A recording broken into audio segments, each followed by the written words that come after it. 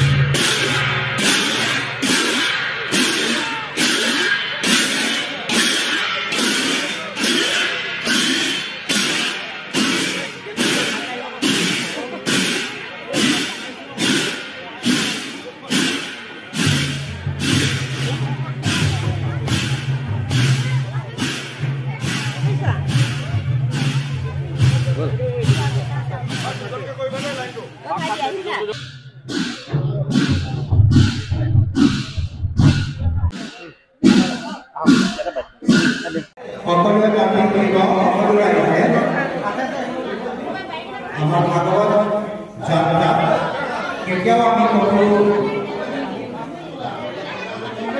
লগ্নৰ বিমৰ্শনা নাই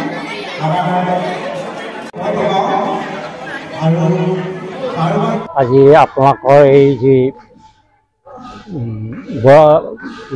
ডিব্ৰুগড় গাঁৱত যি হৰি মন্দিৰ প্ৰতিষ্ঠা উদ্দেশ্যেৰে সমূহ ৰাইজে একত্ৰিত হৈ যিটো উৎসাহে হৰি মন্দিৰ প্ৰতিষ্ঠা উৎসাহে যিটো কৰ্মত আগবাঢ়িছে আমি নথৈ আনন্দিত হৈছোঁ আৰু সুখী হৈছোঁ।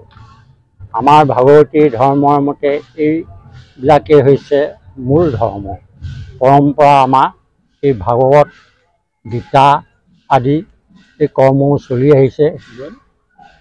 সেই যোগেদিয়েই সেই কৰ্মৰ পৰা আমি সকলো হিন্দু সমাজে এই ভাগৱত পাঠ গীতা পাঠৰ পৰা যথেষ্ট আমি অৰ্থ আহৰণ কৰি আমি ৰাইজৰ মাজত বিলাব পাৰোঁ।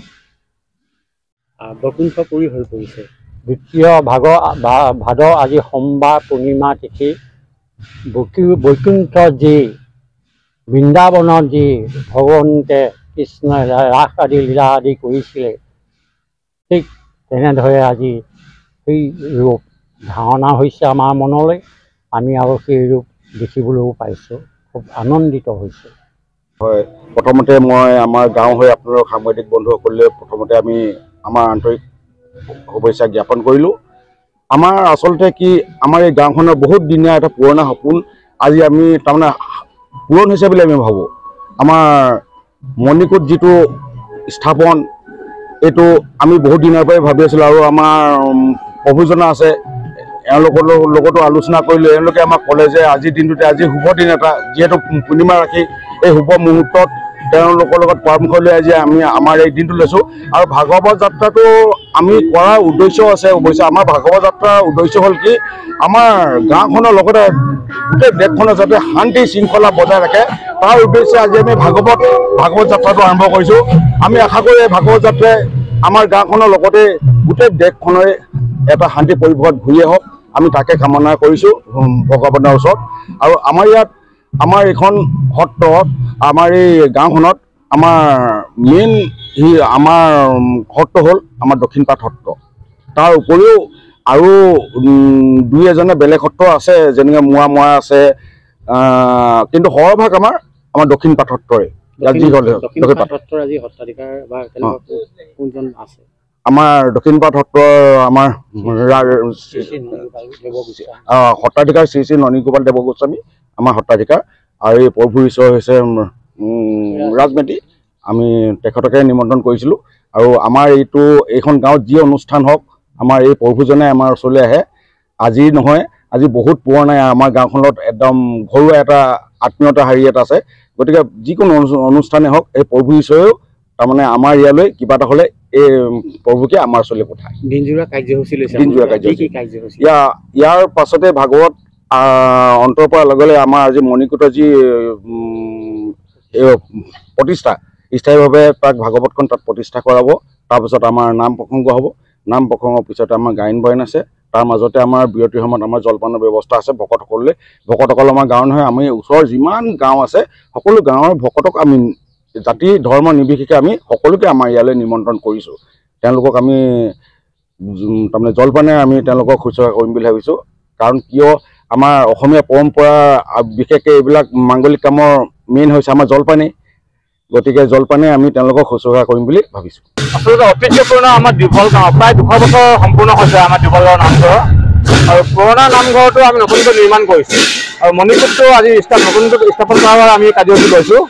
ভাগৱত পাঠৰ লগতে ভাগৱত যাত্ৰাও আছিলে। আজি আমি গোটেই গাঁওখন সামৰি লাহোৱাললৈকে আমি সামৰি লৈছোঁ আমাৰ গাঁৱৰ পৰিসীমা। আৰু এই পৰিসীমাত আমি আজি পদযাত্ৰা কৰি পেলাই ভাগৱত লৈ সুন্দৰকৈ ভাগৱত যাত্ৰা কৰা হৈছে। আৰু ভাদ মাহৰ এই সুন্দৰ এটা দিনত আমি দীপল গাঁৱৰ নতুন মণিকূটত আমি আজিৰ পৰা আমি স্থাপন কৰিম। আৰু সেয়েহে আজি সকলো ৰাইজে ওতঃপ্ৰোতভাৱে ল'ৰা ছোৱালীৰ পৰা লৈ আইতা দেউতা সকলোৱে ককাইদেউ ভাইটি নৱপ্ৰজন্ম সকলোৱে লগ খাই এক সুন্দৰ যাত্ৰা কৰি গোটেই গাঁওখনৰ ভাল দিন অহাৰ এটা চেষ্টা। আৰু ধৰ্মৰ প্ৰতি আমি যি আস্থা আছে সেয়েহে আমি ভাদ মাহত আজি আমি এই তিথি লৈছোঁ। মহিলাসকলেও সুন্দৰকৈ আমাক সহযোগ কৰিছে। আৰু এই ধৰণে আজি আমি উলহ মালহেৰে আমাৰ ভাগৱত যাত্ৰা প্ৰায় আমি পৰিসমাপ্তি হ'বলৈ গৈ আছে। আৰু আজিৰ পৰা আমি নতুন মণিকূটত আমি স্থাপন কৰি পেলাই আজিৰ পৰা সুন্দৰকৈ আমাৰ দীপল গাঁৱৰ নতুন যি এক নামঘৰ আমি নিৰ্মাণ কৰিছিলোঁ তাৰ আজিৰ পৰা আমি স্থাপনা আৰম্ভ কৰিছোঁ। হয়, আমি আচলতে পৰিকল্পনা কৰিছোঁ যে দবা আমাৰ নামঘৰত নতুন নামঘৰত আমি স্থাপন কৰাৰ চেষ্টা কৰিছোঁ। আৰু সেই দবা মই এই সভাজনী মোৰ ফালৰ পৰা আগবঢ়াইছোঁ। আৰু নামঘৰৰ এক সম্পূৰ্ণ এক সুন্দৰ উপস্থাপন আমি আশা ৰাখিছোঁ। সুন্দৰকৈ নিৰ্মাণ কৰা হৈছে আৰু সকলো ৰাইজৰ সহযোগ সকলোৱে ওতঃপ্ৰোতভাৱে সহযোগ কৰিছে। একেবাৰে নিয়াৰিকৈ এক আমি সুন্দৰ স্থাপন নৱধাৰা আমি দীপল গাঁৱত আৰম্ভ কৰিবলৈ লৈছোঁ।